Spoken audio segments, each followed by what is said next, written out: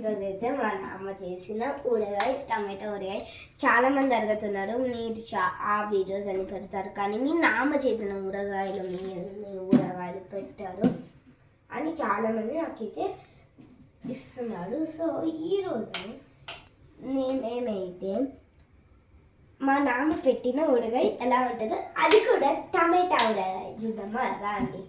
ఇదిగోని మా నాన్న పెట్టిన టమాటా ఊరగాయ చూసారా ఎంత పల్చంగా ఎంత బాగుందో.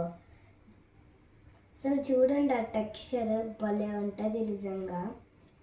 చాలా మందిది నేనే ఈ గ్లాసెస్ పెట్టుకున్నా, నేను ఇంకా ఏ గ్లాసెస్ పెట్టుకోవాలో కూడా తెలియదు. చూడండి ఎంత చాలా కారంగా ఉంటుంది, మండిపోద్ది. చూస్తుంటేనే నోరు ఉడుతుంది కదా గైస్, భలే ఉంది నిజంగా.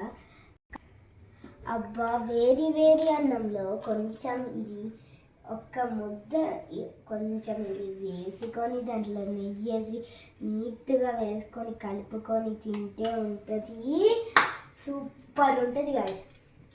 అండ్ కావాలంటే మీకు చాలామంది మేము వేసుకుని దోశలోకి కూడా వేసుకోవచ్చు, దోశ చపాతీ దాంట్లో కూడా వేసుకోవచ్చు. కొంతమంది ఎవరికి ఇష్టమైతే వాళ్ళకి వేసుకోవచ్చు, మేము వేసుకోం.